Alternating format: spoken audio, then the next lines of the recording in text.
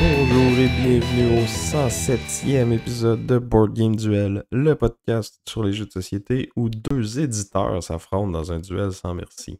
Je suis votre hôte Sam et avec moi j'ai quelqu'un qui des fois il faut corriger un petit peu avant de publier. Vincent. Ouais, parce que ça donne que des fois, je dis peut-être des niaiseries qu'il faut couper au montage. Mais je suis pas tout seul. C'est juste que les miennes sont un petit peu plus trash.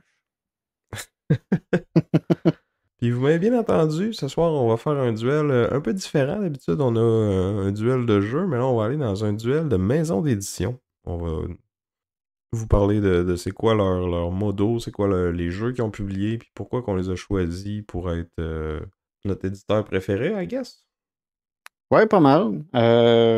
Préféré, j'allais dire, c'est pas nécessairement mon préféré. C'en est un parmi ceux que j'aime beaucoup. De dire que c'est mon préféré, c'est dur à dire parce que tu sais, il y a des. Ça peut changer. Tu sais, des fois, il y a un nouveau jeu qui sort d'un éditeur, puis t'es comme oh wow, puis là, il s'ajoute à tout le reste de la collection, puis t'es comme ah, finalement, c'est peut-être lui mon préféré. Mais tu sais, ça change, ça fluctue. Mais qui, présentement, quand il sort quelque chose, là, ça m'intéresse. Je check. C'est bon. Mais ça va être pour plus tard dans l'émission. Avant tout ça, on va faire un retour sur le duel de l'an passé. Puis l'an passé, c'était quoi notre thème, Vincent? Notre thème, en fait, c'était nos prédictions pour SN 2024. On avait reçu comme invité Martin de l'Atelier du Meeple. Puis on avait chacun drafté nos jeux qui nous intéressaient le plus à SN 2024. Martin avait choisi Daitoshi, Unconscious Mind, Urbion, puis West Story City Building Game. J'avais choisi House of Fado, Casus Belli, Avalon de Rivenvale et Ironwood. Pendant ce temps-là, toi, tu avais regardé Duel pour la Terre du Milieu, Bone Wars, Minos, Dawn of the Brown Age et Inori. Mais tu vois, de ces Euh, 12 jeux-là, j'en ai joué un gros 4. Bon, c'est sûr qu'il y en a quelques-uns qui sont pas sortis encore, finalement, parce que c'était juste du hype à ASN, puis il y en a qui ont triché. bon. C'est vrai, oui, parce que dans ma liste, j'en ai deux, en fait, qui étaient en sociofinancement, puis qui sont pas encore arrivés entre les mains des backers, soit Casus Belli puis Avalon de Rivenvale. Puis en plus, Avalon, j'ai un peu profité de toi, Sam, parce que Sam, il l'a backé, mais pas moi. Fait que j'ai pu avoir l'opportunité de. Je vais pouvoir profiter du jeu sans avoir payé. C'est pas le fun d'avoir des amis qui backent des jeux cool. Euh, je sais pas, j'en ai pas. Ah! Ouch. Désagréable. Non, mais pas En que plus, t'es je pas suis mon ami, là. Ouais.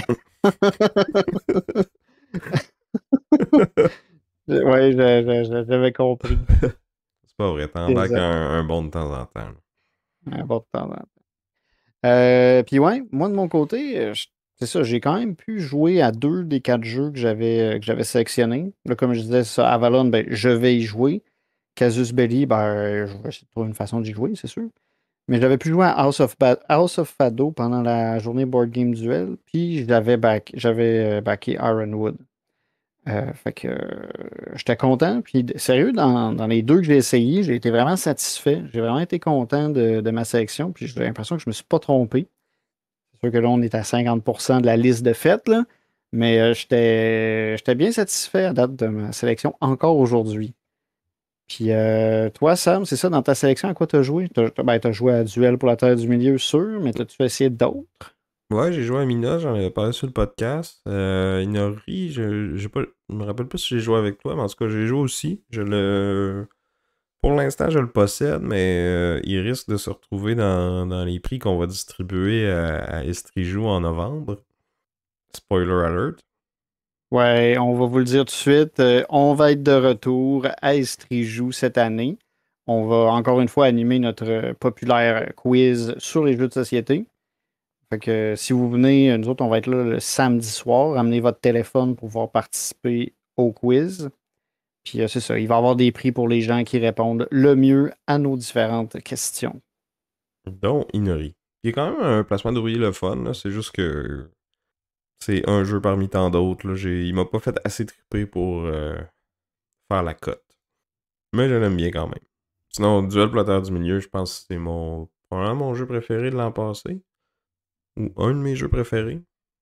Puis un des jeux préférés de l'an passé de beaucoup de monde, là, vu la façon qu'il a monté vite dans le top 100 sur BGG. Là. Il y a une extension qui sort cette année. J'ai bien hâte de voir qu'est-ce que ça va apporter de plus.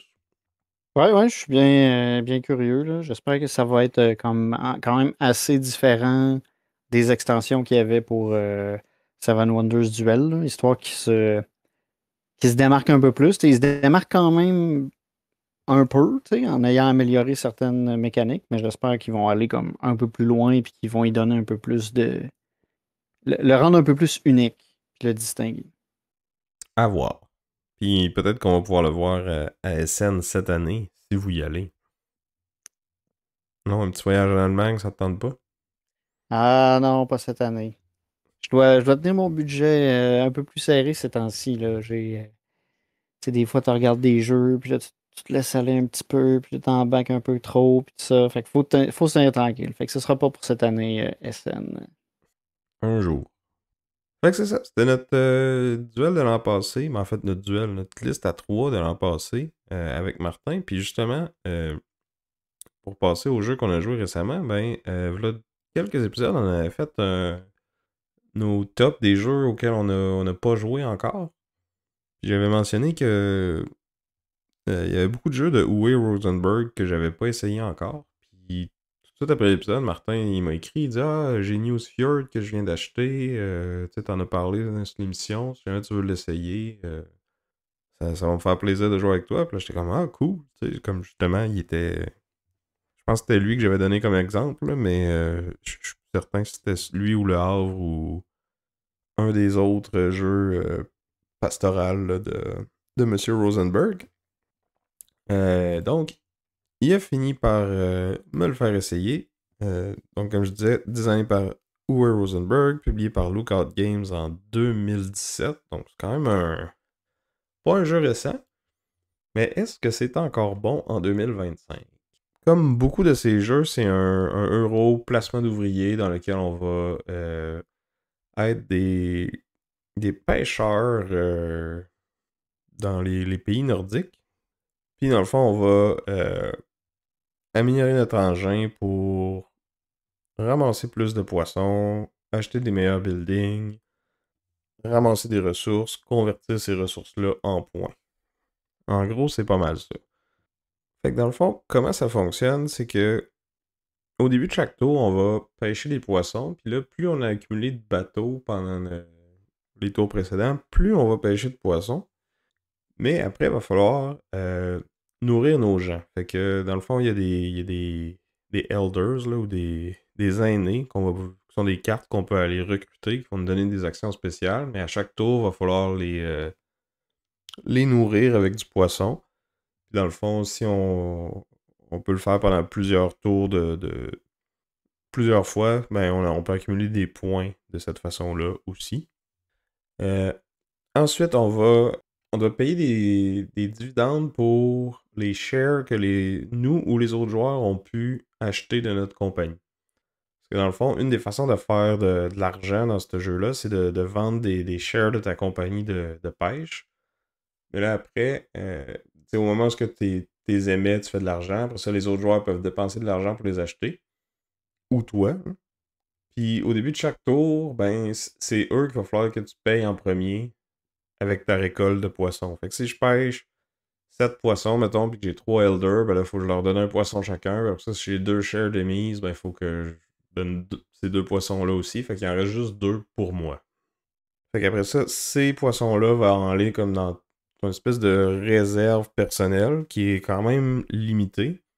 Puis après ça, il faut que tu prennes une autre action pour les sortir de cette réserve-là, puis les mettre comme disponibles pour les dépenser. Mais s'ils viennent de tes actions ou des actions des autres joueurs, ils deviennent tout de suite disponibles. Ils sont comme un petit peu plus faciles à utiliser. Après ça, on va avoir une phase de placement d'ouvriers classique. Là. Fait qu'il va y avoir des actions pour bâtir des bâtiments, acheter des bateaux, recruter des aînés, dépenser ton poisson pour nourrir les aînés, aller couper du bois dans la forêt pour t'ouvrir comme défricher ton petit plateau personnel pour aller avoir des nouveaux emplacements pour mettre des bâtiments. Comme je disais, les aînés nous donnent comme des actions bonus qui sont juste à nous. Fait qu'on on peut placer un ouvrier là, puis faire des actions un petit peu plus fortes que les actions de base. Puis en plus, on est sûr de comme pas se les faire voler par personne. Puis tu sais, il y a certains emplacements d'action que plusieurs personnes peuvent y aller, mais il y en a beaucoup que c'est comme quand tu y vas, c'est bloqué. Fait que ça joue du coude pas mal pour les meilleures actions, là, mettons. Puis comme dans beaucoup de jeux de Uwe Rosenberg, il y a comme beaucoup de cartes de building disponibles. Sont comme il y a différents paquets, là, mettons A, B, C. Fait que là, en début de partie, c'est les A. Après ça, un moment donné, les B vont rentrer en jeu. Puis un petit peu plus tard, les C. Puis il y a comme beaucoup de setups disponibles, là. Il y a comme plusieurs lots de cartes différents. Fait que, mettons, dans notre partie, on avait joué avec les cartes saumon. Fait que, tu sais, comme ça fait en sorte qu'il y a beaucoup de variétés, mais que tu peux jouer comme un set restreint puis prédéterminé pour être sûr qu'il y a comme des synergies puis des interactions entre ces cartes-là. Là. Pour pas que tu aies comme juste un gros deck de cartes random puis que tu sais, peut-être que toi tu vas pogner les combos qui fait ensemble puis pas moi juste par le luck of the draw. Là.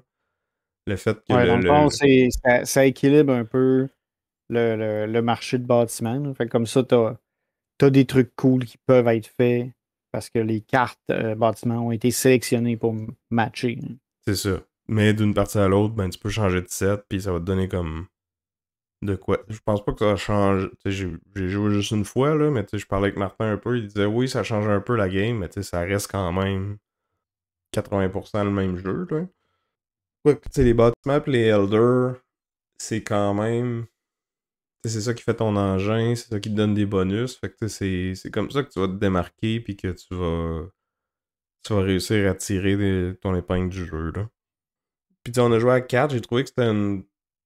Je pense que c'est probablement là qui va shiner le plus parce que tu sais, le nombre d'emplacements d'ouvriers change pas vraiment selon le nombre de joueurs. Là, il y a une action qui permet de copier d'autres actions qui vont en avoir plus ou moins selon le nombre de joueurs de spots sur cette action-là. Là, mais les autres, c'est quand même assez constant. Fait que j'ai l'impression que ça reste à déterminer. Là. Comme je dis, j'ai joué juste une fois, mais mon feeling, c'est qu'à 4, c'est pas mal le sweet spot où c'est comme tête, mais pas trop. Puis c'est juste assez compétitif pour que ça soit le fun. Là. Puis sinon, c'est ça. C'est un jeu assez standard là, de gestion de ressources, conversion pour faire des points, optimisation. Puis tu essaies d'avoir juste assez de bateaux pour faire assez de poissons, pour faire assez de ressources, pour acheter les bons bâtiments. C'est les bâtiments qui valent les points beaucoup. Puis tu as des points négatifs si tu as des endroits dans ton plateau personnel qui sont défrichés mais qu'il n'y a pas eu de bâtiment dessus. Les bateaux que tu achètes te valent des points. Tes elders aussi peuvent t'en valoir un petit peu. Fait que il y a comme plusieurs façons de faire de l'argent. Faire des points. Il y a certains bâtiments que tu peux acheter que justement ils vont te permettre de convertir tes ressources en points en fin de partie, ce qui n'est pas nécessairement le cas par défaut. Sauf pour l'argent. Fait que c'est ça. C'est un peu salade de points. Faut que tu essaies de te spécialiser, tu regardes qu'est-ce que les autres font. Fait que c'est pas un gros jeu de confrontation pis de take that, mais il faut quand même que tu gardes un œil sur qu'est-ce que les autres veulent faire pour peut-être essayer de prendre le bâtiment qu'ils ont besoin pour vraiment bien synergiser ou pas leur laisser l'emplacement qui leur permettrait de l'acheter, même si toi tu veux ce bâtiment-là il t'intéresse pas là. Fait que ouais, tu peux être désagréable avec les autres, mais tu sais, faut aussi que ça soit bénéfique un peu pour toi. Parce que dans le fond, c'est pas mal la seule interaction, c'est les placements d'ouvriers, puis qu'est-ce que tu prends dans le marché qui va nuire aux autres. C'est ça. Il y a t'as comme un genre de marché de poissons pour nourrir les elders. Fait que là, plus qu'il y a de monde qui vont vendre de poissons là-dessus, plus que ça rapporte de points, mais plus ça coûte cher. Fait que là, si tu vas en premier, mais tu peux te faire plus de points pour moins de poissons. Puis en tout cas, il y a un petit peu d'interaction là aussi, mais Je dirais que c'est plus un qui va optimiser son engin le mieux, plus que qui va nuire le mieux aux autres là, qui va gagner. Donc c'était Newsfjord de Uwe Rosenberg puis Lookout Games. Puis dans cette soirée-là, on a aussi joué à un autre jeu qui, je pense, fit bien avec le mois d'octobre et l'Halloween. C'est le jeu Ink, designé par Casper Lap et publié par Final Score Games. C'est un jeu quand même assez abstrait, là. Le thème, c'est comme de l'encre. Puis dans le fond, on va poser des tuiles puis essayer de faire des motifs pour aller comme placer nos petits pots d'encre dessus. Puis le but du jeu, c'est d'être le premier à se débarrasser de toutes ces pots d'encre. Puis comment ça fonctionne, c'est que t'as comme une espèce de roue avec les différentes tuiles qui sont dessus disponibles. Puis tu peux tout le temps aller aussi loin que tu veux sur la roue pour aller chercher la tuile que tu veux.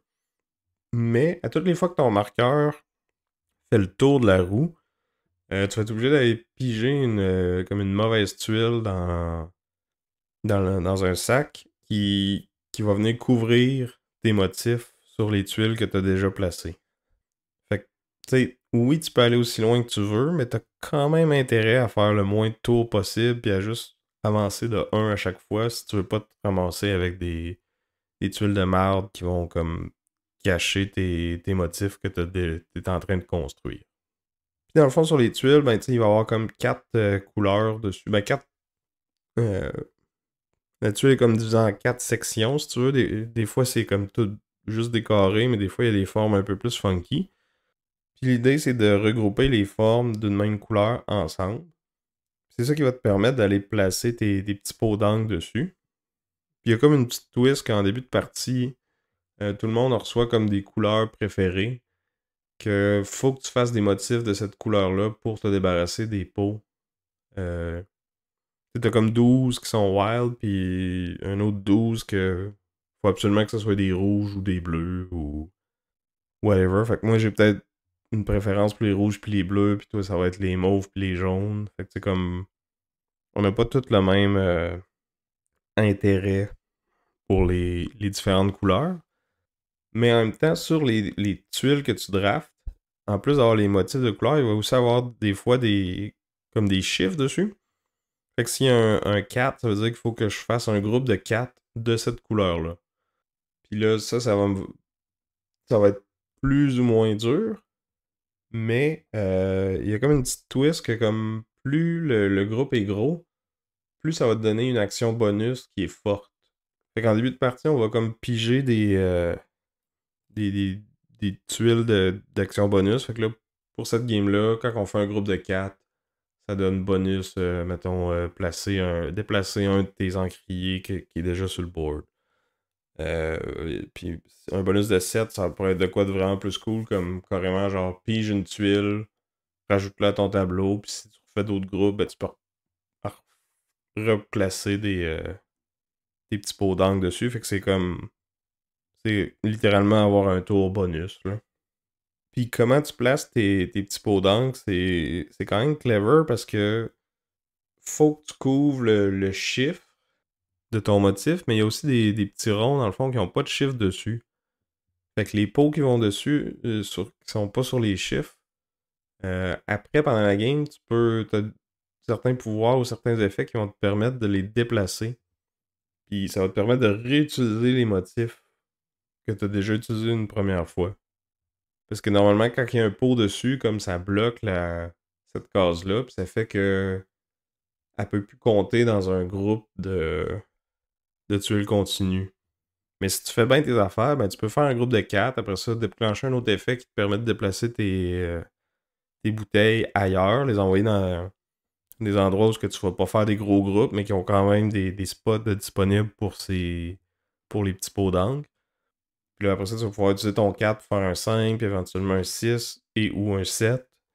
Fait qu'il y a quand même des petits combos cool que tu peux essayer de te construire. Puis là, d'une game à l'autre, ça va varier. Il y en a on en a joué avec Mathieu là, de la chaîne Blame the Dice. Fait que, il nous disait qu'il y a certaines de ces actions-là qui sont un peu plus take that, que tu peux comme enlever si jamais t'as un groupe qui aime pas ce genre de partie-là, ou tu peux carrément les choisir puis pour avoir de quoi de vraiment plus méchant puis le jouer comme ça. Là. Fait que le jeu est quand même assez C'est modulable versatile. en fonction. Ouais, c'est modulable en fonction de à quel point t'aimes ou t'aimes pas tes amis ou que t'aimes faire chier tes amis. Ouais. Puis, tu sais, c'est pas mal ça. Plus la game avance, plus tu sais, les tuiles de méchantes que tu pognes quand t'as fait le tour, à un moment donné, il y a comme il y a une réserve de tuiles plus petites, puis après ça, quand elle est vide, ça devient des tuiles plus grosses, fait que ça te fait encore plus chier, ça cache plus de motifs.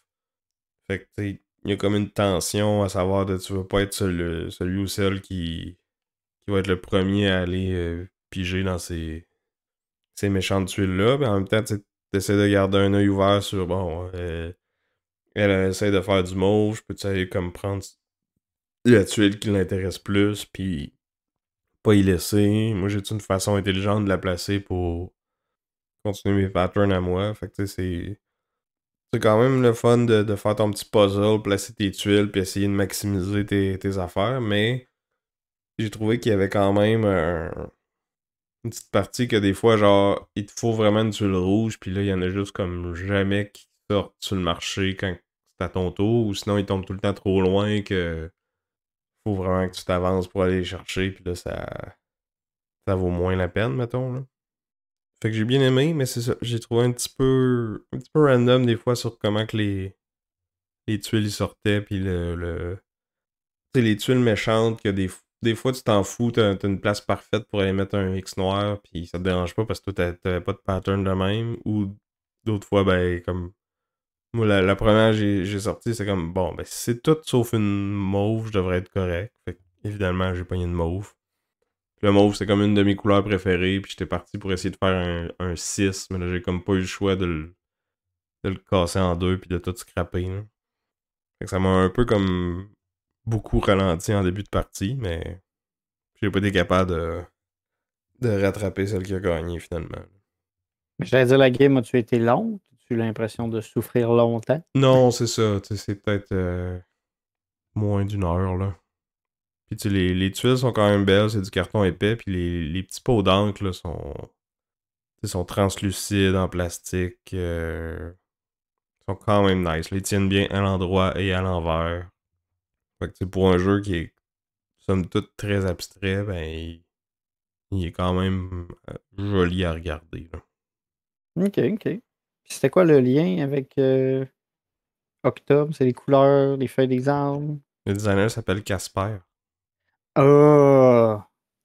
Merci, Sam. Je l'avais pas catché. Le petit fantôme. Hey, c'est bien là-dedans. Je sais pas, ça fait combien d'années que j'ai pas entendu ou pensé à Casper le fantôme. Toi, Vince, à quoi t'as joué récemment? Ben, moi, j'ai été vraiment, vraiment occupé ces derniers temps. Fait que j'ai pas eu le temps de jouer à beaucoup de choses. Puis le truc le plus marquant que j'ai joué dernièrement, ben, c'est Guards of Atlantis 2. Hein? Mais en quel honneur t'as joué à ce jeu-là? C'est fou, je suis allé chez vous pour ta fête. On était 6, on a fait un game 3 contre 3. Hey, hein? Ça faisait longtemps qu'on n'avait pas parlé de Guards comme ça dans l'épisode. Des fois, ça fait longtemps, je pense qu'on ne l'a pas cité. On le cite plus aussi fréquemment. Puis là, c'est drôle parce que là, c'est moi qui en parle, mais c'est parce que je te fais un cadeau pour ta fête, Sam. Ah, t'es trop gentil. Je parle de Guards pour toi. Fait que ouais, fait que c'est ça. Fait qu'on a joué une game 3 contre 3. On était avec Marie, David, Maxime et Pat, qui sont tous des auditeurs du podcast. Mais en fait, Pat, c'est Pat un board game presque parfait. Fait que c'est ça, on s'est fait un petit match, une petite game Team Vince contre Team Sam. Ça a donné de même. On a pioché les équipes au hasard, mais j'étais quand même satisfait d'être contre toi. Moi, je suis encore plus Puis satisfait quand on vous a battu. bon. C'est ça. Vite de même. Mais moi, j'ai quand même aimé mon expérience malgré la défaite.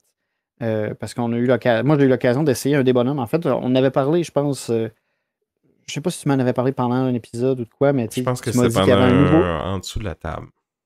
Ah, fait que c'est ça, fait que c'est juste nos super Patreons qui ont pu avoir cette information-là en avance. Vous voyez, un autre avantage de devenir un Patreon. Fait que ouais, c'est ça, j'ai joué une espèce de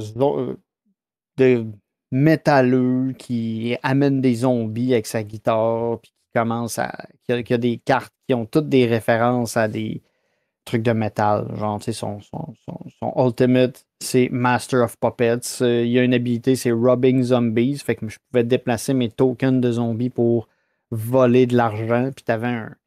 Sur les dessins des cartes, t'as des petites références. Puis il y avait un bonhomme qui ressemblait à Rob Zombie. Là. Pour ceux qui écoutent un peu du métal, ben, ça va vous dire de quoi. Là. Les cheveux longs, la grosse barbe, puis l'air de vouloir tuer des gens en permanence. Là. C'est pas mal la face de Toutes Rob les. Zombie. C'est pas la face de toutes les bandes de métal, j'allais dire. Ouais, bon, en tout cas. Mais Puis d'ailleurs, c'était il y cool. a la version améliorée de cette carte-là, c'est genre une affaire de scalper, puis comme t'as comme le gars avec un trench coat, puis avec plein d'affaires dedans, dont une copie de Guards of Atlantis 2. Ouais, parce qu'il Pour, scalpe le jeu. pour vrai, moi, c'est comme un de mes arts les préférés du jeu. C'est comme. C'est trop méta. Je trouve ça drôle. Ouais. Ben, les cartes de ce bonhomme-là, j'ai trouvé plus cool à regarder que les autres, là, justement, parce qu'il y a plein de petits détails. Là. Tu sais, à un moment donné, t'as plein de zombies en background qui sont comme des foules, puis il y en a plein qui font des faces ou qui ont des cheveux différents ou qui font des signes. Tu sais, j'ai trouvé drôle. Ça m'est pas souvent arrivé de comme vraiment pogner le deck de cartes d'un héros puis les checker une par une pour regarder de quoi il y avait de l'air, mais avec lui, je l'ai fait. Mais bon, là, j'avais une certaine affinité envers la mécanique puis la thématique du bonhomme, là, peut-être, il faut le dire ça. Mais j'avais trouvé ça cool. Je trouvais que ça ajoutait En tout cas, ce bonhomme-là ajoutait des mécaniques que j'avais pas vues ailleurs. Tu sais, d'habitude, les tokens des bonhommes, ils s'en vont, là, ils restent. Puis il y avait beaucoup de contrôle puis de déplacement à faire avec ces tokens-là. Puis j'ai bien aimé mon expérience malgré la défaite. Puis ça, c'était un bonhomme, c'est ça de. De l'extension du reprint. Dans le fond, avec le reprint, ils ont sorti deux nouvelles extensions, donc 10 nouveaux bonhommes pour un total de 32 maintenant. J'ai pas encore essayé tous les nouveaux. Lui, c'en est un que j'ai essayé et que j'avais vraiment aimé aussi. Euh, c'est très cool tout ce que tu peux faire avec les zombies, mais faut comme que tu sois bien. Faut que toi et tes tokens soient bien placés pour être efficaces. Puis ça, des fois, ça demande comme de prévoir 2, 3, 4 tours à l'avance. Ce qui est pas tout le temps facile. Non, mais j'aime le fait que ça rajoute beaucoup de crowd control sur le terrain. Là. Tu sais, tu peux vraiment bloquer des chemins au complet en mettant une ligne de zombies. Puis après ça, ben, tu utilises ces zombies-là de façon défensive, mais tu peux aussi les utiliser de façon offensive. Tu sais, ils peuvent te donner des bonus à l'attaque, puis des trucs comme ça. Moi, j'ai trouvé ça bien. J'ai trouvé ça cool. Mais faut que tu fasses attention parce que tu peux aussi bloquer tes coéquipiers et les empêcher de faire leurs attaques. Ouais, ça peut arriver, ça. Il paraît que ça arrive même aux meilleurs qui disent. Sinon, moi de mon côté, j'ai essayé un bonhomme que ça faisait longtemps que j'avais pas joué, puis lui aussi il demande beaucoup de planification puis de préparation. Euh, Trinket, qui est comme un espèce de kobold patenteux, là. Fait que sa gimmick, c'est il peut placer une tourette sur le jeu, là, puis toutes ses autres attaques et habiletés dépendent de cette tourette-là. Fait que, tu sais, si tu veux attaquer une unité, il faut que tu sois en range de l'unité, mais il faut que ta tourette le soit aussi. Puis tu as des bonus si tu es placé d'une certaine façon. Il y a des habiletés qui permettent de mettre des tokens de barrière pour bloquer les adversaires, mais ils te donnent aussi des bonus de défense si tu tiens à côté. Tu peux swapper avec la tourette. Bref, tu peux faire plein d'affaires. Mais c'est ça, faut que tu penses lui aussi deux, trois coups d'avance. Puis c'est un bonhomme que j'avais pas rejoué depuis le reprint, là, parce que non seulement ils ont amené des nouveaux bonhommes, mais ils ont comme rebalancé tous les bonhommes qui existaient déjà aussi. Puis j'avais pas joué à sa nouvelle version. Puis j'ai trouvé que c'était quand même plus dur d'aller chercher des kills avec lui. Avant ces deux cartes d'attaque ou de pseudo-attaque, t'es capable de ben, d'attaquer les autres ou de leur faire au moins discarter pour être capable de les attaquer. Que quelqu'un d'autre puisse attaquer après. Mais là, maintenant, sa carte dorée, dans le fond, elle permet de replacer sa tourette ou d'enlever un minion qui est à côté de toi. Fait que, tu sais, ça te permet de te dépanner quand t'es pas proche de ta tourette, elle est mal placée. Mettons, tu peux comme quand même tuer un minion, mais tu peux pas l'utiliser pour attaquer les autres comme tu faisais avant. Fait que ça a un peu poussé notre game. Tu sais, dans Guards, c'est pour ceux qui connaissent pas le jeu et qui nous ont pas déjà entendu en parler, là, c'est un. L'idée, c'est que c'est comme un MOBA, là. T'as comme deux équipes de héros qui se tapent dessus et qui essayent d'amener une armée de minions prendre le trône ennemi, dans le fond. Euh, Puis c'est ça, t'as comme deux conditions de victoire, là. Soit que tu vas gagner en amenant les minions au trône ennemi ou en gagnant la dernière bataille entre les deux gangs, ou tu peux aussi gagner en tuant assez l'adversaire. Puis moi, le fait que mon bonhomme il était comme moins bien équipé qu'avant à tuer l'adversaire, j'ai l'impression que ça a poussé notre équipe à plus se concentrer sur les batailles de minions. Puis j'ai l'impression que votre équipe aussi, vous avez comme eu ce plan de match-là. Fait que tu sais, il y a eu. Je pense qu'il y a eu un kill de chaque côté, mais ça a été assez tranquille à ce niveau-là. On s'est attaqué une couple de fois, mais la plupart du temps, on était comme capable de se défendre ou et de se sauver après. Fait que tu sais, il y a eu beaucoup de setup pour des kills, mais pas beaucoup de finish. Puis au final, c'est qu'on a été plus efficace que vous sur les minions. Puis on était, je pense, juste un petit peu plus mobile puis mieux placé lors du dernier, de la dernière wave, ce qui nous a comme permis de la gagner de justesse, là. Ouais, je pense que ce qu'on avait espoir, c'est qu'on allait. La deuxième fois qu'on est retourné au centre, qu'on allait réussir à l'avoir. Puis finalement, on a eu un peu de difficulté à se placer puis à finir les minions. Puis c'est là, moi, j'étais à l'autre bout du monde. Puis j'ai pas pu revenir à temps pour faire quelque chose de vraiment pertinent. Mais je pense que vous aviez Mais deux bonhommes qui étaient pas les plus mobiles, là, tu sais, qui sont bons pour les combos corps à corps, puis comme mettre de la pression, puis être dans la face de l'ennemi, mais comme si l'action se déplace à l'autre bout de la map, ça leur prend un peu plus de temps à se rendre, puis ils ont un peu plus de misère à attaquer les minions à distance, là, puis ça vous a peut-être coûté cher, là. ouais, ouais, ouais. On manquait un peu de range, mettons. Mais tu sais, il y a des moyens de spécer ton bonhomme différemment pour en avoir plus ou moins. Euh, Puis je pense que c'est un des buts de la réimpression, de comme rebalancer ça pour que le range soit pas comme la réponse à tout, là. Avant, pas mal tous les personnages avaient au moins une attaque range, puis on dirait que c'était comme.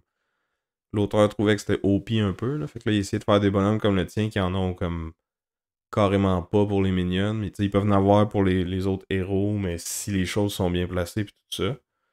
Puis il y a peut-être d'autres bonhommes dans ton équipe qui étaient plus mêlés, mais qui auraient pu aller vers le range, mais que finalement, c'est pas comme ça qu'ils ont monté leur bonhomme, là. Parce que, tu sais, à chaque fois que tu montes de level, tu peux comme améliorer une de tes cartes. Fait que t'as comme tout le temps accès à une carte un peu pareille, mais juste mieux, ou une autre branche. Puis là, quand tu sais, ton attaque, plutôt qu'être une grosse attaque qui fasse fort, ben, tu vas peut-être en avoir une avec du range, ou qui va avoir du range selon certaines conditions. Puis, tu sais, toutes tes t'as tout le temps de main de 5 cartes, puis t'en as 3 qui vont peut-être changer pendant la partie. Puis les 3 ils ont comme 2 branches possibles, là. Fait que tu sais, les combinaisons de comment tu mix and match ces choix-là, tu peux vraiment builder ton bonhomme de plusieurs façons.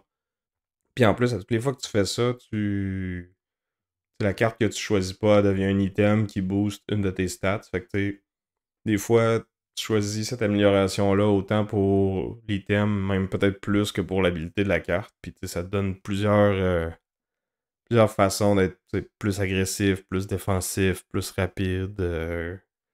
Puis je trouve que c'est là toute la beauté du jeu, c'est qu'on a un core qui est quand même assez simple là, au niveau de la structure de comment ça marche un round, comment tu joues tes cartes, comment les minions se tapent dessus. Mais t'as tellement de façons de monter tes personnages puis d'interagir autant avec tes coéquipiers qu'avec les cartes de l'adversaire que pour moi, c'est ça qui fait que j'ai le goût d'y revenir encore et encore puis que, tu sais, 250 parties plus tard, je découvre encore des nouvelles choses. Bon, assez simple. Board Game Geek va dire 3.5, 3.35 sur 5, là, fait que je dirais pas que c'est dans le assez simple. Ben, moi, je dirais que c'est un 2DE, là. Non, non. C'est clairement 3D. Hmm. Ça, c'est parce que tu l'as joué des centaines de fois, Sam.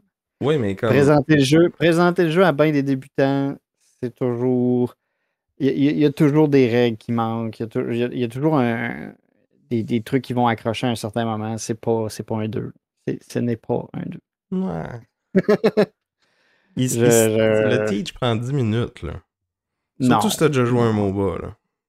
Non, non, non. Là, Sam, tu veux donner de la simplicité à ton jeu préféré, mais non. Je suis désolé. Je pense qu'on pourrait même définir, je pense qu'il y a un threshold à mener dans le nombre de pages d'un livre de règles qui te dit tu ne peux pas être un 2 si tu as plus que tant de pages dans ton livre de règles. Ok, pis c'est quoi ce chiffre-là, mettons?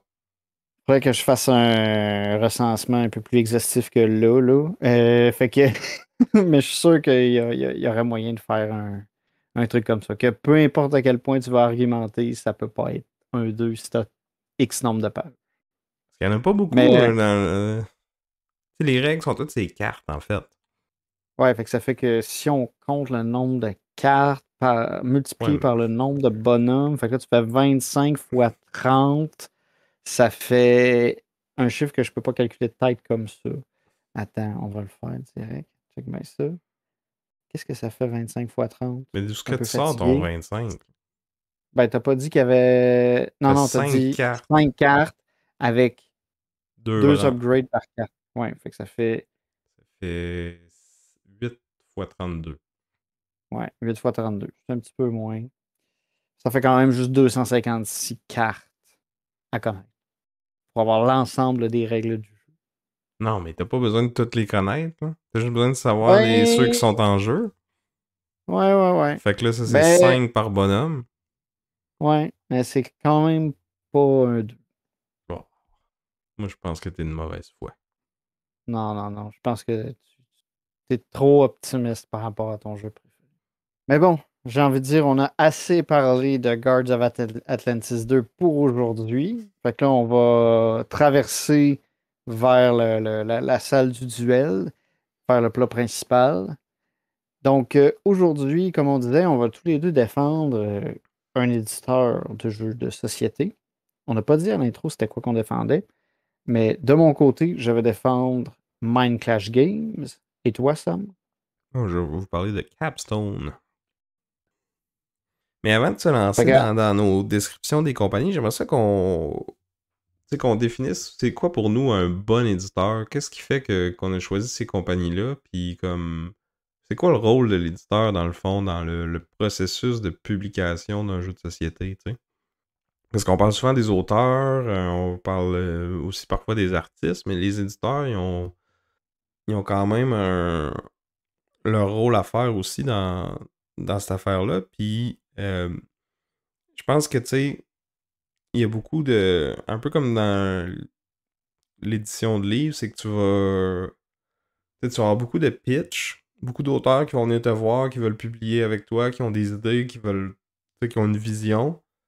Puis, tu sais, je pense que le rôle de l'éditeur, c'est vraiment de comme faire le tri là-dedans, trouver c'est lesquels les bons, tu sais, les gems cachés dans toute cette mer de potentiel-là, puis comme faire les bons choix, puis après ça, prendre les bonnes décisions pour, tu sais, que ce soit au niveau du matériel, de l'édition des règles, de la distribution, puis tout ça, puis de faire en sorte que l'idée puis la vision d'un auteur deviennent une réalité, puis se ramassent sur nos tables de jeu, puis comme...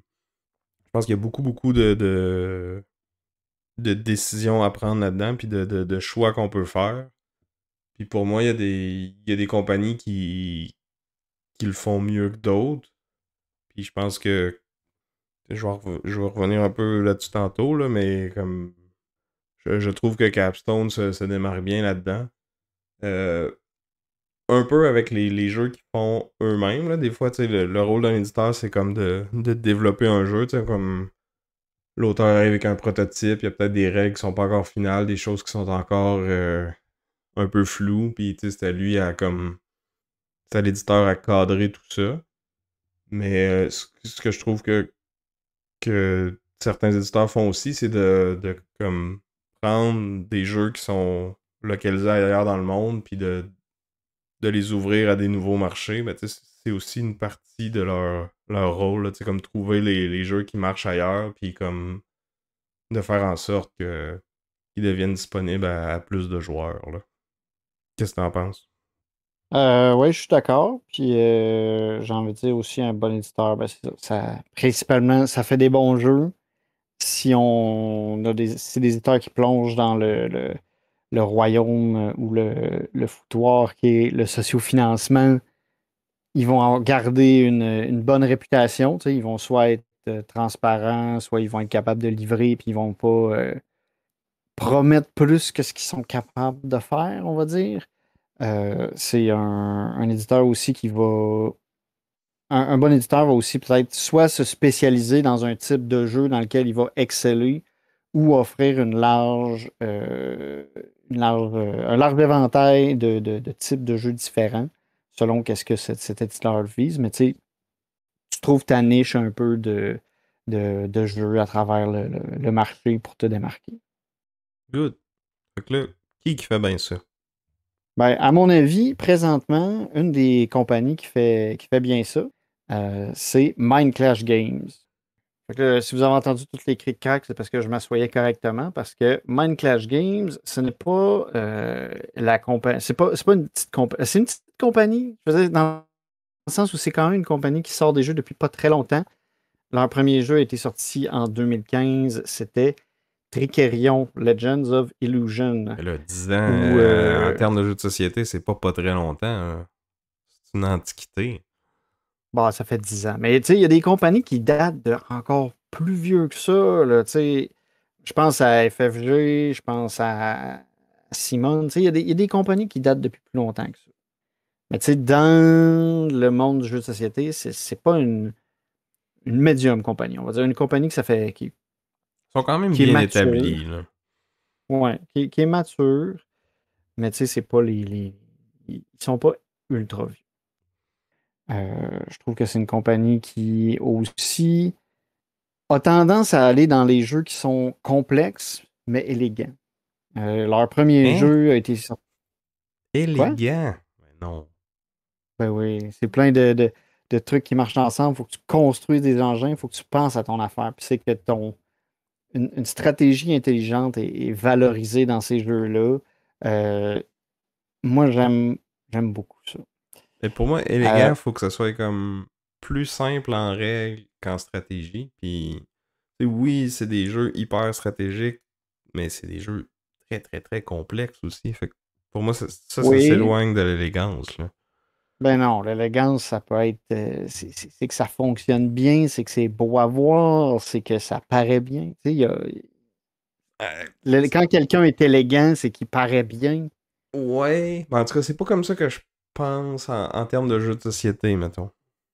En tout cas, moi, je trouve que Mind Clash Game fait bien ça. Fait que leur premier jeu, c'est sorti en 2015, c'était Tricarion. C'était un placement d'ouvriers avec des ouvriers spécialisés où euh, tu fallait que tu vendes un spectacle. Fait que, tu sais, ça se faisait, le jeu se joue comme en plusieurs étapes parce qu'il fallait que tu apprennes des tours, que tu planifies l'équipement pour produire le tour.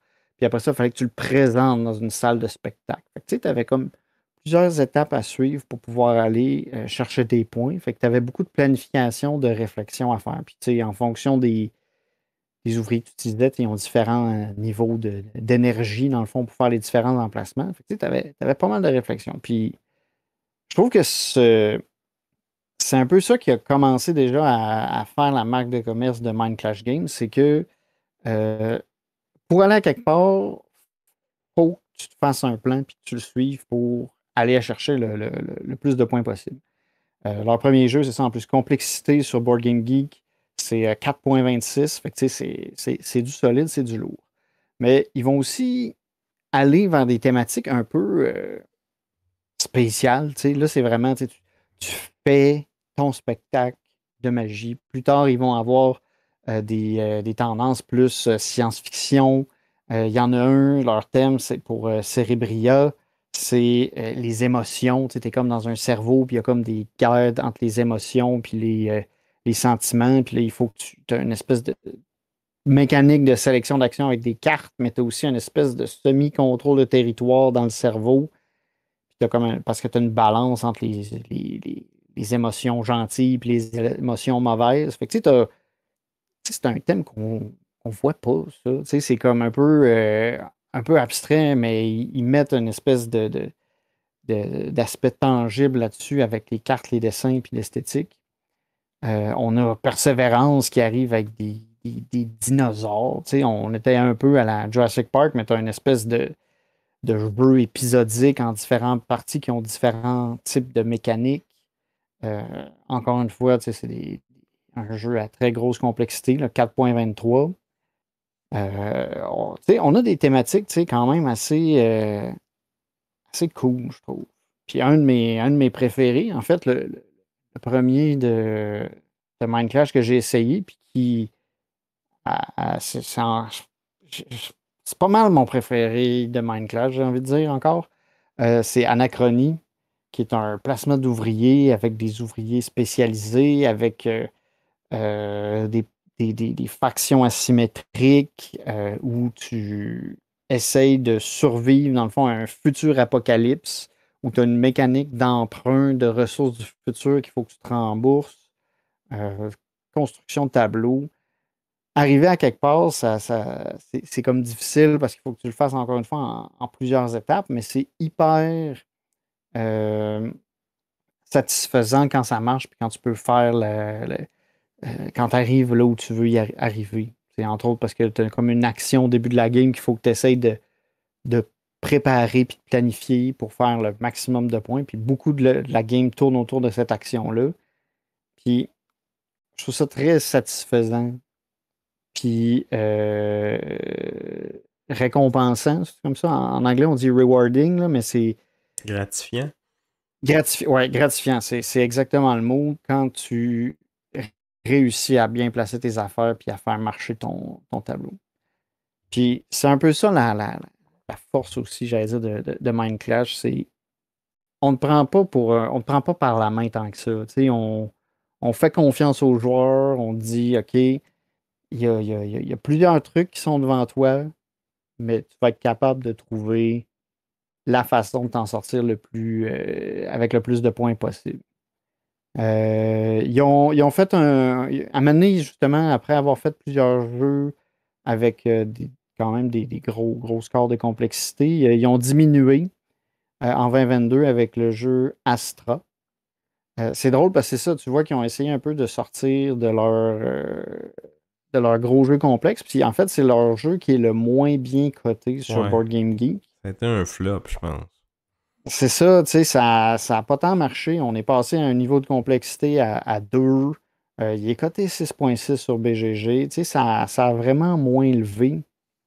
Tu sais, ça démontre que, tu sais, là où eux autres, ils se démarquent, tu sais, c'est dans les gros jeux. Puis, ils sont vraiment bons là-dedans. Puis après avoir sorti, c'est ça, Astra, ben là, ils ont sorti Septima, qui était déjà un peu plus complexe, où là, c'était des cercles de sorcières. Il y a comme Ben, une mécanique de... il me semble qu'il est dans leur plus simple, celui-là aussi, là. Puis lui non plus, il a pas Ben, eu des bonnes critiques à mon ouais, souvenir. ça se peut, mais il est à 7.4 puis il est à 3.68 en complexité. Fait que, tu sais, il n'est pas si plus simple. Puis il a quand même un peu mieux pogné, on va dire. Il est un petit peu mieux coté que Astra, tu sais, 7.4, c'est pas super. Mais là, on allait dans une thématique encore un peu étrange. Tu sais, c'est ça, les sorcières, les sectes de sorcières. Il y avait des mécaniques de sélection d'action. Là, peut-être où là, c'était un peu plus particulier, c'est que tu sais, quand tu sélectionnais ta carte, si ta carte affitait avec un autre joueur ou avec la Septima sur le plateau, tu sais, ton action devenait comme plus forte. Tu as une espèce de chat et souris sur le plateau central parce que tu as des chasseurs de sorcières qui essayent de capturer ton leader pour après ça envoyer tes sorcières au procès parce que tu as comme une mécanique de procès de sorcières qui, qui là, c'est un peu du genre de backbuilding. Genre, tu peux soigner des bonhommes, puis là, en fonction de ceux que tu soignes et ceux que tu soignes pas, le sac, il y a comme des méchants puis des gentils, puis tu pioches au hasard. Tu sais, peut-être ça, ça a le moins. Ça clash un peu avec les trucs un peu plus déterministiques de Mind Clash. Peut-être c'est ça, là, tu sais, j'ai pas trop. Je me suis pas tout à fait. Je suis pas complètement au courant de qu'est-ce qui a fait que ce jeu-là a peut-être été moins apprécié. Parce que de toute façon, la même année, ils ont sorti Voidfall. Fait que moi, Septima, je l'ai pas trop regardé parce que je l'avais Voidfall devant moi puis je bavais. Euh, Fait que là, on avait un jeu avec une complexité de 4,59. C'est un 4X dans l'espace, mais ultra déterministique, pas de diplomatie. Tu as un gros engin économique à te construire. Tu fais de la conquête des planètes, tu construis des affaires, tu joues des cartes actions avec différentes actions. Tu as de la gestion de ressources, de la corruption, des méchants. Tu joues coop, tu joues solo, tu joues compétitif. Tu as des technologies. En tout cas, c'est malade. Il y a du Puis, stock. il y a du stock. Tu sais, c'est du gros, c'est du lourd, mais c'est bon, là. Puis, là, on voit, tu sais, c'est ça, qu'ils retournaient peut-être un peu plus vers qu'est-ce qui faisait leur succès. Les gros jeux complexes, réfléchis, euros, où il n'y a pas de hasard vraiment. Où, tu sais, t'es responsable pas mal de tout ce qui t'arrive, puis de si tu vas gagner ta partie ou pas. Puis, super bon. L'année d'après, 2024, ils sortent Ironwood. Ironwood, c'est un jeu de confrontation. Tu as deux factions asymétriques. Moi, c'est un type de jeu que j'aime beaucoup. Là. Puis, tu sais, on en parle souvent, moi puis Sam, là, tu sais, les gros jeux de guerre où on se tape dessus, puis qu'il y a deux factions qui sont un peu différentes. On aime ça. Là. Puis Ironwood, ça tombait là-dedans. Sauf que souvent, tu sais, ces jeux de confrontation-là, épiques, les jeux qu'on jouait souvent, tu sais, on pense à Star Wars Rebellion, War of the Ring, on pense aussi à Dune War for Arrakis qui est sorti il n'y a pas longtemps. C'est des gros jeux qui sont cool, mais qui prennent énormément de temps. Ben, avec Ironwood, ils ont pu distiller ça en 1 heure, puis tu as quand même le même feeling de confrontation asymétrique où tu as deux factions qui jouent très différemment, mais sur le même plateau. Ça, j'ai trouvé ça bien comme type de jeu. Puis là, le dernier qui est maintenant entre les mains des gens, c'est la suite de Perseverance. C'est les épisodes 3 et 4. Là, eux autres, toi, Sam, t'avais-tu joué à celui-là? T'as joué au 1-2, mais t'as-tu joué au 3-4? Non, j'ai pas joué au 3-4. Mais je suis intrigué, là. J'avais bien aimé le 1 et le 2, là. J'ai hâte de voir s'ils vont être plus différents, là, parce que moi, je m'attendais à ce que 1 et 2, ça soit des jeux comme qui utilisent le même matériel, mais qui sont complètement différents. Mais au final, c'était comme plus une version 1.5 du jeu, si tu veux. Le 2, c'était comme le 1 avec une grosse expansion qui change quand même des choses, mais qui a un core relativement similaire, là. Lui, je l'avais bien aimé. J'ai bien aimé Anachronie. Mais je pense que mon préféré de ceux que t'as parlé, c'est vraiment Ironwood, là. C'est un peu comme leur l'exception qui confirme la règle, si tu veux, là. Parce que, tu sais, moi, quand je pense Mind Clash, il y a deux choses qui me viennent en tête. Genre, c'est des jeux vraiment compliqués, puis c'est des jeux avec du super beau matériel. Ouais, c'est vrai, j'en ai même pas parlé du matériel, mais c'est tout le temps beau, là. Puis même quand tu prends. Il y en a plusieurs qui ont passé par sociofinancement, puis tu sais, je veux dire, tu prends même la version de base, puis c'est beau, là. Ça paraît bien. Les dessins, c'est tout le temps super bien illustré, puis c'est évocateur du thème. Il y a peut-être Anachronie, là, que tu sais, les jetons pour les mecs, là, ça fait un peu pic-pic par rapport au mini de la version de Luxifié, là. Ouais, ouais, ça, j'avoue que ça a une meilleure, beaucoup plus belle présence avec les mini-mecs qu'avec les petits cartons. Mais Mais si ça, vous avez la version retail, vous pouvez acheter les mini-mecs séparés si jamais vous êtes tanné des petits cartons. mais tu sais, Persévérance, j'ai joué aux versions de luxe, là, c'est comme des beaux plateaux double couche, des jetons en métal, tu sais, c'est des mini de dinosaures qui sont wash, tu sais, c'est... Toi, t'as la version retail de Voidfall, pis t'es quand même solide aussi, pis tu sais, c'est du bon matériel, Je En pense fait, que. sérieux, limite, c'est- tu parles de la version retail, puis dans le cas de Voidfall, je suis quasiment plus satisfait de la version retail que de la version toute deluxifiée parce que ça se finit et que ça prend beaucoup de place. Là, puis les petits cartons, c'est super ingénieux pour traquer les forces des vaisseaux. Je la trouve pas. Le seul truc de la version Deluxe qui me rend triste de ne pas avoir, c'est les tuiles triple couche. Ouais, ben je te dirais Ça, que je pense pas que la version retail elle prend pas beaucoup de place. C'est non, quand non, même ah, une non, mais espèce de monstre qui va sur prendre les toute ta tuiles, je veux dire, table. ouais, je veux dire, les vaisseaux sur les tuiles, ils prennent moins de place en carton. Ah ouais, mais ils sont pas mal moins beaux aussi. Ben, sérieux, les cartons, je les trouve bien. Je trouve qu'on peut vraiment bien distinguer les vaisseaux, tu sais, les formes, tout ça. Je trouve ça. Sérieux, Euh, je suis du genre. Je suis plus tendance à deluxifier que toi d'habitude. Puis celui-là, j'étais pas. Je me sentais pas mal à l'aise de pas l'avoir deluxifié. J'étais très satisfait de la version de base. À part pour les player boards, puis les tuiles triple coup. Mais les player boards, ils peuvent s'acheter, puis, mais pas les tuiles. En tout cas, peu importe. Ouais, fait que c'est ça. C'est comme on disait, c'est des gros jeux complexes, des gros jeux, des beaux jeux. Puis ils ont encore des sorties qui sont dues pour cette année. Là, cette année, il y en a un. Là, il retourne dans le jeu un peu plus simple.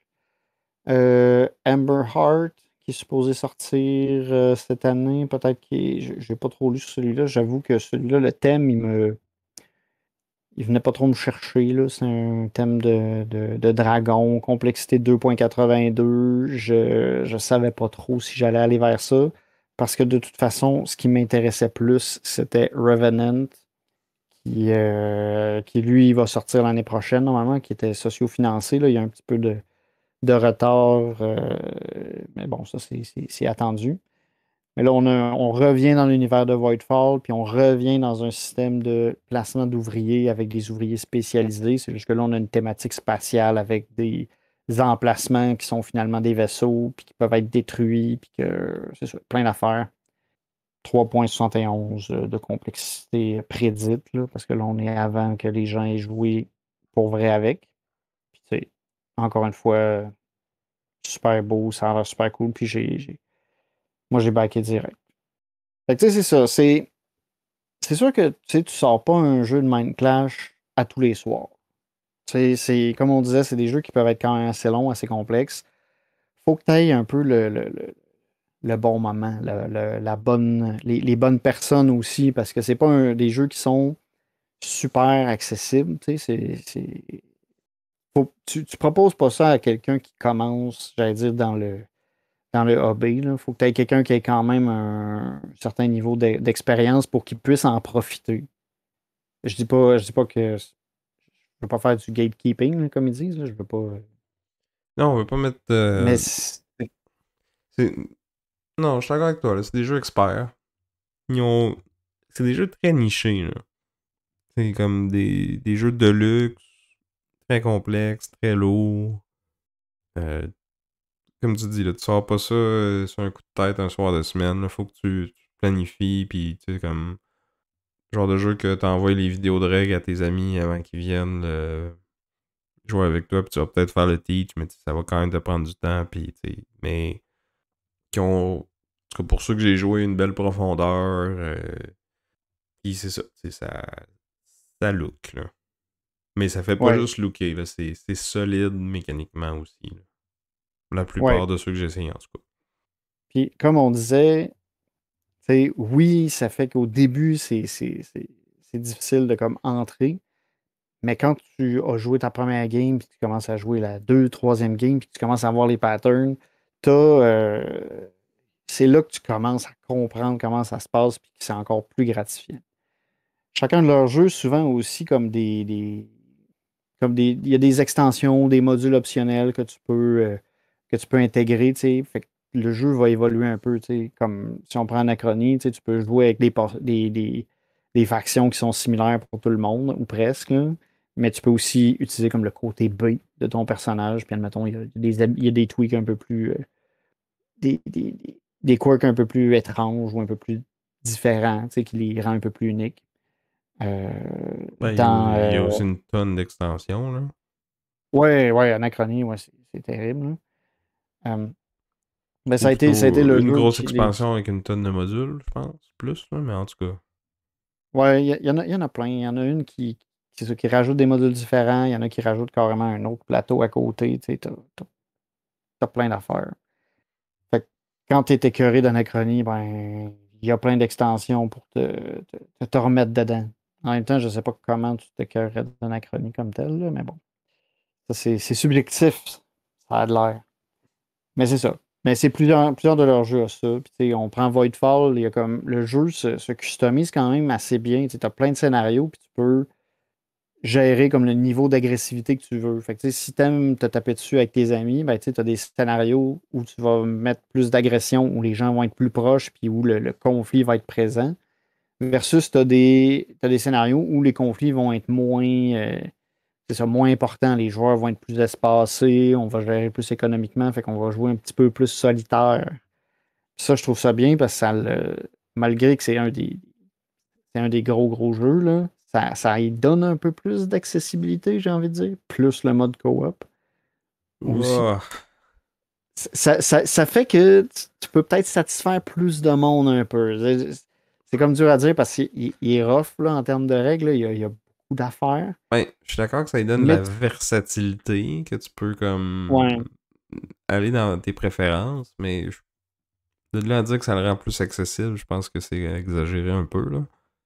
ouais, ben, c'est accessible dans le sens où tu sais, tu peux le présenter à différents types de joueurs experts, on va dire. Ouais, ok. Peut-être. Mais t'as-tu. Tu sais, à ton expérience, ça change-tu vraiment tant que ça la game que ça va changer le type de joueur que ça va vouloir attirer? Ben, c'est sûr qu'il faut que tu sois attiré par le 4X au départ, mais c'est plus. Tu sais, des fois, il y a des gens tu sais, des jeux de civilisation, tout ça, où tu as de la planification puis de l'amélioration. Tu sais, des fois, tu aimes ça juste comme construire ta civilisation puis construire un moteur économique qui marche puis qui rapporte. Puis, tu Mais sais, des ça, fois, faut que c'est tu le comme fasses tannant, no genre. matter what, là. Oui, mais des fois, c'est comme juste cette partie-là qui t'intéresse le plus ou, tu sais, t'aimes pas l'aspect trop militaire. Tu sais, il y a ça, là. Tu sais, les gens qui jouent à Civilisation, admettons, tu sais, Ouais, mais sur l'ordi ou des jeux de même ou au 4X, tu sais, l'idée, c'est que ça se peut que tu peux gagner économiquement, genre. Tu oui, peux mais je ne pas pense. avoir à tabasser puis à conquérir tout le monde. Puis des fois, c'est ça Mais qu'un t'auras pas joueur va ça dans rechercher. Voidfall. Il va toujours falloir que tu fasses des vaisseaux Ben, puis que tu tapes sur du monde, là. Ça doit être soit un autre joueur ou les Voidborn, là, mais il va quand même les falloir vo- que tu aies des vaisseaux puis que tu aies du militaire, là.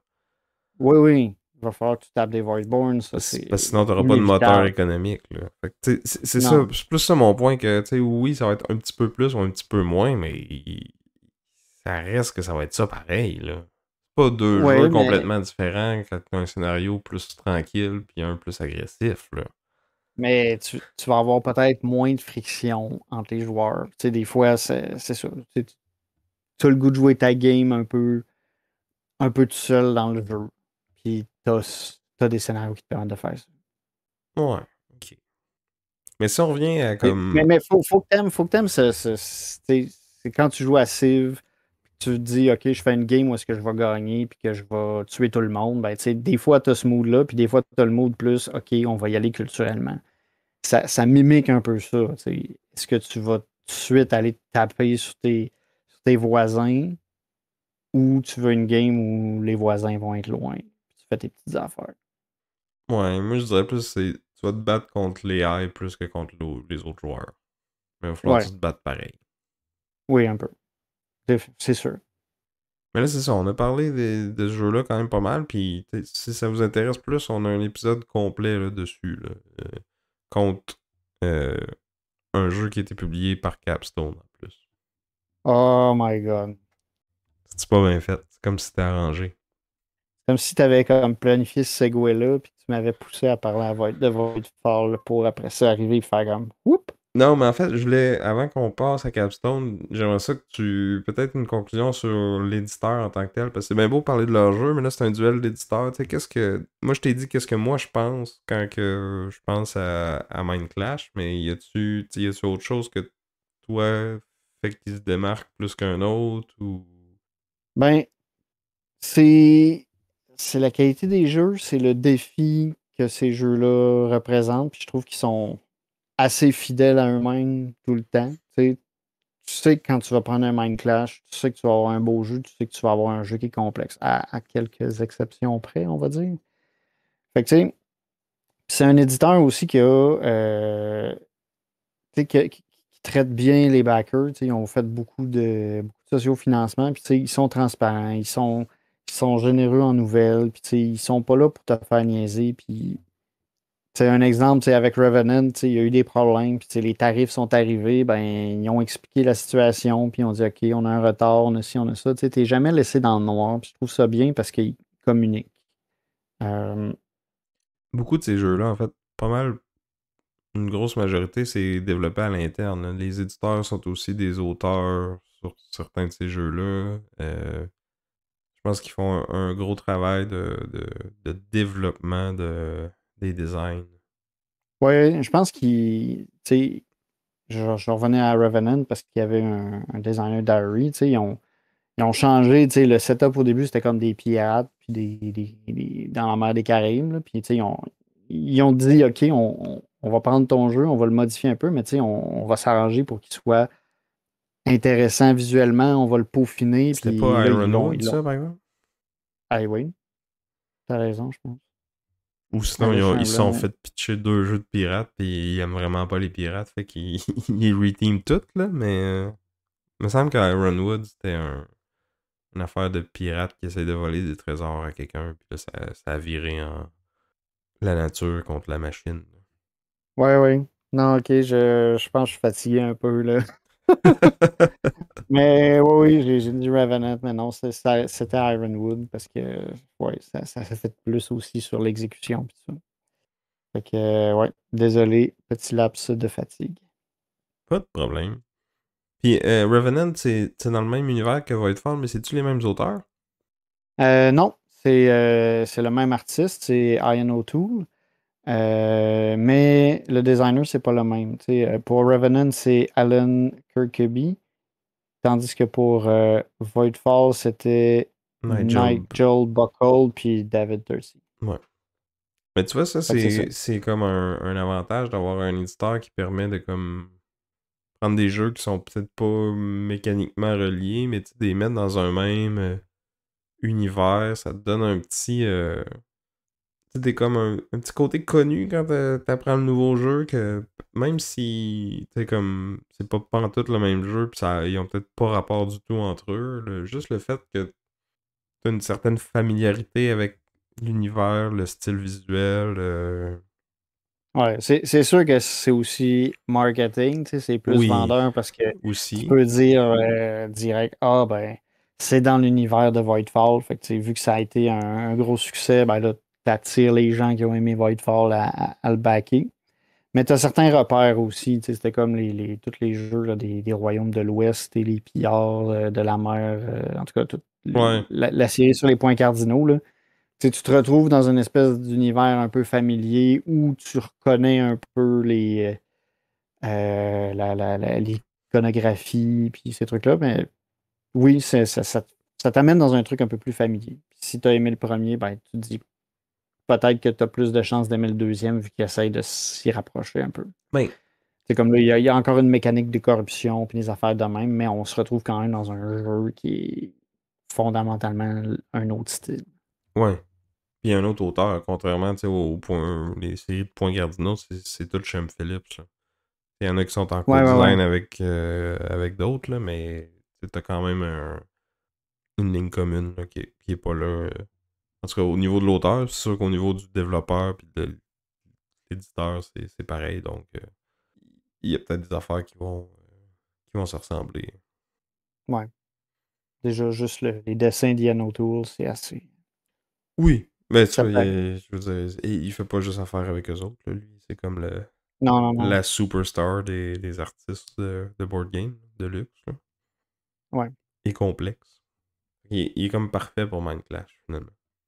Ben, c'est ça. Je pense que c'est pour ça qu'ils l'ont rappelé aussi, vu que ça fitait. Puis, tu sais, il y a. Ben Même lui-même, s'il y a. c'est un gamer, là. Ouais, mais il y a un œil aussi, parce qu'il est capable de vraiment rendre des symboles faciles à interpréter. Tu sais, il y a un aide de jeu de 4 pages sur les icônes de Voidfall. OK? C'est monstrueux, mais rapidement, tu comprends qu'est-ce que les symboles ils font. Tu sais, tu peux ne pas avoir trop de description, puis tu peux en déduire. Ou tu sais, tu en vois un, tu vois son inscription, tu vois l'autre en dessous, tu es comme capable de déduire relativement facilement qu'est-ce que ça pourrait être. Ça, je trouve ça fantastique quand on pense à toutes les icônes qu'il y a dans Voidfall, mais on est capable de se retrouver quand même assez facilement malgré tout. Puis, tu sais, les icônes sont assez différents puis assez évocateurs pour que ça te dise de quoi. Que tu as déjà un indice sur qu'est-ce que ça fait. Ouais. Non, c'est vrai. Pour la complexité que c'est, l'iconographie rend ça un petit peu plus simple. Ouais. Bon. Fait que maintenant, on va passer à mon côté du duel. Capstone Games, une compagnie américaine qui est basée à Cincinnati, en Ohio. Fondée à peu près en même temps que Minecraft, j'ai envie de dire. Là. Ça doit être dans les années 2000, début 2010, début milieu 2010. Là, j'ai le goût de dire en 2016 pour le premier jeu qu'ils ont fait eux autres mêmes.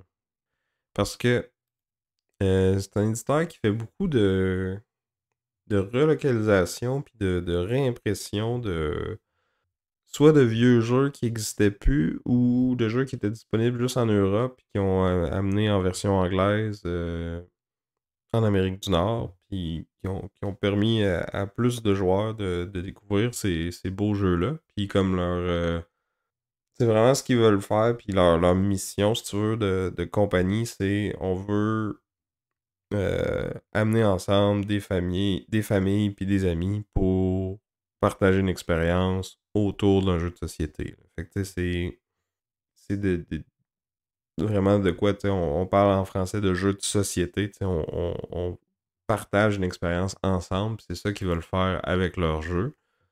Fait qu'ils en ont on parlait de Mind Clash qui sont plus dans le lourd puis le costaud, là. Ils ont essayé de se diversifier avec des jeux plus simples, ben Capstone, ils ont autant des jeux comme vraiment experts. Tu sais, je te dirais leur titre qui a le mieux marché, c'est Ark Nova, qui est sorti en 2023, j'ai le goût de dire.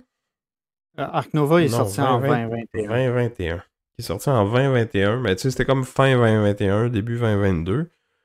Qui a eu un succès phénoménal. Là. Il est grimpé jusqu'au troisième rang là, sur BGG. Puis lui, c'est vraiment un jeu expert aussi. Là. C'est pas le genre de jeu que tu vas jouer avec des débutants. Mais ils ont aussi une ligne qui appelle les Simply Complex. Fait que c'est vraiment dans mes cordes à moi. Là, c'est des jeux qui sont super simples de règles, qui ont une belle profondeur stratégique. Là. Le premier que j'ai joué dans cette ligne-là, puis qui pour moi a mis cet éditeur-là sur mon radar, là, c'est The Estates, qu'on a joué à ma fête dimanche passé. Donc, un jeu d'enchères très, très méchant, très coupe-gorge, dans lequel on est des conseillers municipaux qui bâtissent des bâtiments sur des nouveaux développements de la ville, mais c'est aussi nous autres qui possèdent les compagnies de construction, puis on essaie juste de se graisser la patte à qui mieux, puis c'est comme... Le but, c'est d'être le plus crade puis le plus riche à la fin de la partie. Fait que c'est ça, ça demeure à ce jour un de mes jeux préférés. Là. Je pense que je l'avais dans mon top 10 la dernière fois qu'on a fait ça. Ça fait presque 2 ans maintenant. Euh, un jeu qui est hyper simple, là, ça prend 5 minutes à expliquer, puis là, cette fois-là, c'est encore plus vrai que Guards of Atlantis. Là. Mais que Je pense pas qu'on peut dire encore plus vrai quand quelque chose n'est pas vrai. Tu sais. Mais c'est ça, comme très peu de règles, mais tu peux vraiment te tirer dans le pied dans tes 3 premiers tours, puis tu vas pas le savoir tout de suite. Là. Puis, ils ont beaucoup de jeux qui s'inscrivent dans cette ligne-là, mais au final, ils ont un peu de tout parce que, oui, ils ont certains jeux qui ont développé eux autres mêmes, là, comme Watergate, qui est un petit jeu à deux joueurs, là, un peu de avec plusieurs souks à la corde en même temps, puis très thématique, là.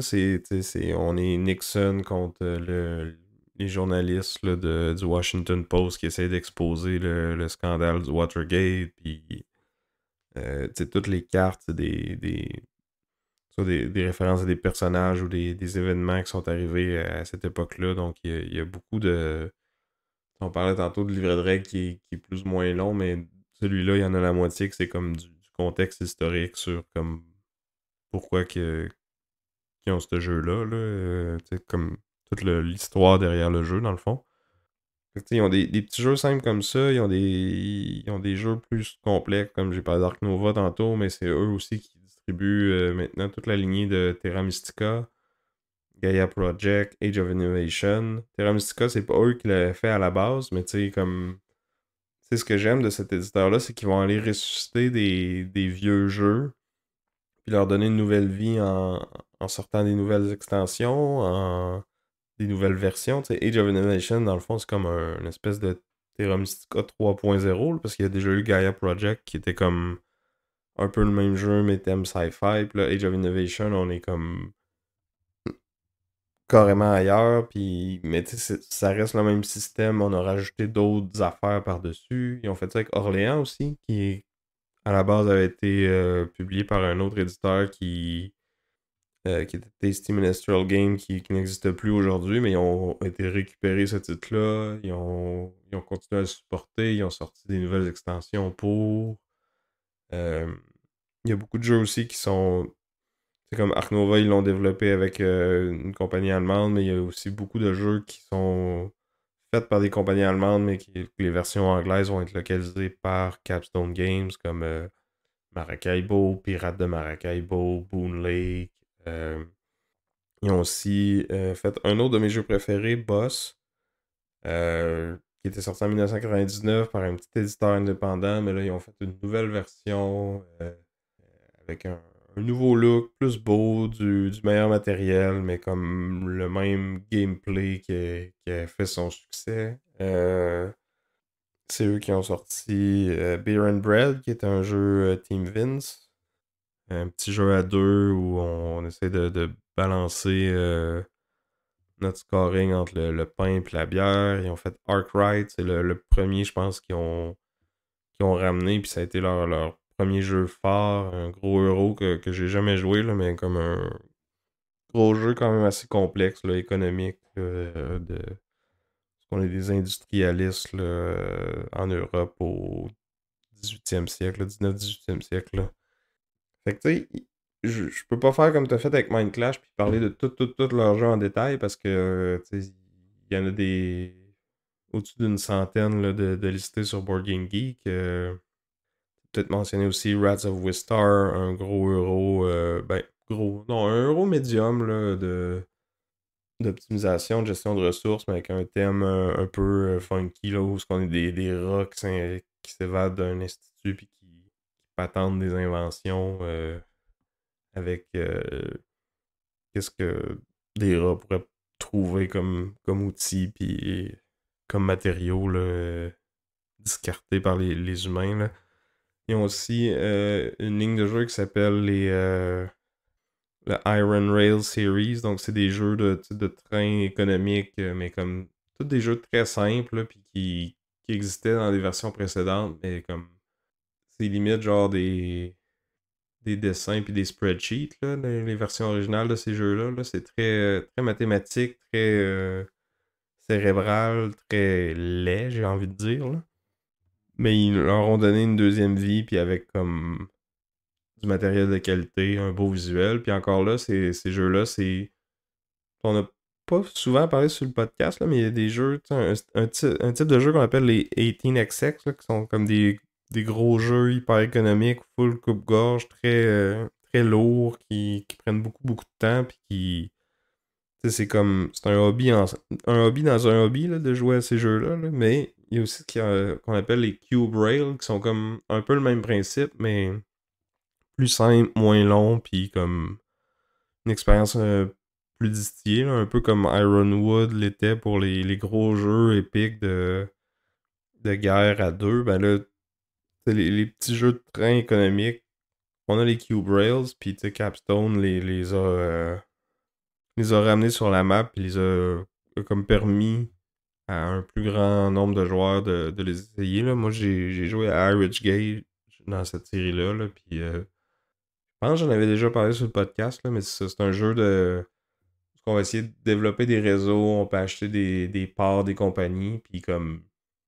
Encore une fois, c'est super simple de règles, mais comme dans The Estates, là, tu peux comme tellement te planter à ton premier tour parce que t'essayes des affaires, puis au final, ben, tu te rends pas compte de toutes les ramifications de tes premiers choix, là. Mais ça peut vraiment faire ou briser ta game selon les décisions que tu prends au début, mais c'est pas évident, là. Un peu comme dans Boss aussi, dans le fond, là. C'est comme une des actions les plus importantes de toute la partie parce que tout part de là. C'est ça. C'est comme une base, puis tu construis tout là-dessus, puis si tu pars du mauvais bord, ben, ça va être dur de se rattraper après. Mais au moins, dans le- les Cube Rail, ben, au lieu d'être une partie qui va durer 3 heures, ben, comme une demi-heure à 45 minutes, puis ça va être fini. Fait que c'est ça, j'ai le goût de dire que c'est un éditeur qui en fait pour tous les goûts, là, autant les jeux plus simples que jusqu'aux jeux experts, puis comme tout ce qui est dans le milieu. Hmm, Mais c'est ça, je trouve qu'ils trouvent un moyen de faire une belle sélection de c'est quoi les meilleures choses qui sont disponibles ailleurs, puis de nous les amener ici à nous en Amérique du Nord. Puis en même temps, ils font aussi une petite partie de développement, puis de donner la chance à des éditeurs pour des nouveaux jeux, puis nous les amener. Puis toujours avec du matériel de qualité, des livrets de règles qui sont très digestes, qui sont faciles à suivre. C'est des jeux qui sont plus faciles à apprendre que qu'est-ce qu'il y aurait pu. Euh, je pense qu'ils font rendre la belle job pour. Ça va jamais être comme un mauvais jeu ou un jeu que tu te dis ah ouais mais ça aurait été mieux s'il y avait eu telle affaire ou ça va être de la qualité, ça va être autant matériel que mécanique puis comme il y a une belle constance là-dedans. Là. Ouais, bon, j'aurais préféré Great Western Trail à Maracaibo, par exemple. Ça, on va se le dire. Ben pas moi. Moi j'ai encore Maracaibo, toi t'as encore Great Western Trail. C'est parce que moi, je vais le vendre probablement parce que tu veux pas jouer avec moi. Moi, je veux C'est ça, peut-être c'est de jouer à ma faute. Maracaibo. Totalement. Jamais. Quand est-ce qu'on va jouer à Maracaibo?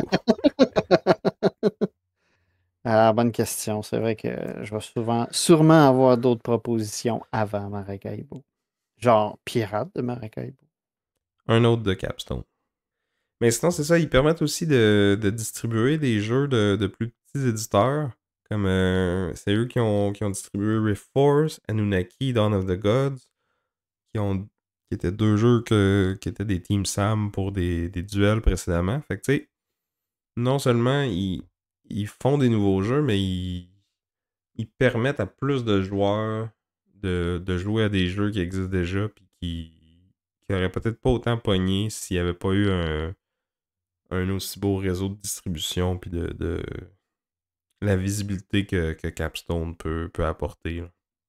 Tu sais, Rift Force, ça a pas été un si grand succès au niveau des ventes pis tout ça, mais moi, en tout cas, c'est un de mes jeux de duel préférés encore à ce jour, là, même si je pense que c'était un Team Vince. Ça se peut, ouais, que c'était un Team Vince. Puis moi aussi, je l'aime beaucoup. Puis Sauf quand c'est moi qui joue contre toi, c'est ça? ouais, ben maintenant, avant, quand c'était plus équitable, plus serré, j'ai envie de dire, c'était correct. Là, maintenant, je pourrais plus jamais jouer avec toi, malheureusement. Mais c'est un super bon jeu, là. C'est le concept puis la stratégie est vraiment cool. Moi, je l'aime encore. Encore beaucoup. Encore une fois, très simple à apprendre, mais comme en profondeur stratégique. Là. Tu sais, c'est sur notre échelle de complexité, là, c'est rare que la lettre est plus basse que le chiffre pour les jeux de Capstone. Là. On parlait d'élégance tantôt pour Mind Clash, là, ben moi je trouve que pour moi le concept d'élégance, Capstone, c'est vraiment une maison fort pour ça, là, surtout avec leur ligne euh, Simply Complex. Là. C'est comme tellement une belle façon de dire ça. Là. Je me répète, là, mais j'adore ça quand que, comme, les règles du jeu sont pas dans tes jambes pour jouer. Là. Ouais, ouais. Je trouve ça quand même drôle au final que tu aies choisi Capstone parce que ils ont publié Ark Nova, un jeu que tu n'aimes pas. Et Non, mais on peut pas. leur plus gros vendeur. Mais on peut pas. C'est ça, justement, on peut pas nier sa popularité. Mais ils ont quand même. Tu sais, j'ai parlé de Anunnaki, Maracaibo, Rift Force. Euh, tu sais, Ouais, on a eu plusieurs de leurs jeux en duel. c'est Ça, ça. Puis c'est. c'était tous des Team Puis de Sam, chaque là, bord. presque. Oui, il y en a eu quelques-uns de ton bord, là, mais comme ceux que j'ai nommés, moi, en tout cas, c'était des Team Sam. Là. Pirates de Maracaibo aussi. Orléans, on l'a jamais mis en duel, mais je serais pas gêné de le défendre. C'est un super bon euro aussi. Terra Mystica. Oh, je pense qu'il était. C'était un Team Vin, On- celui-là, par exemple.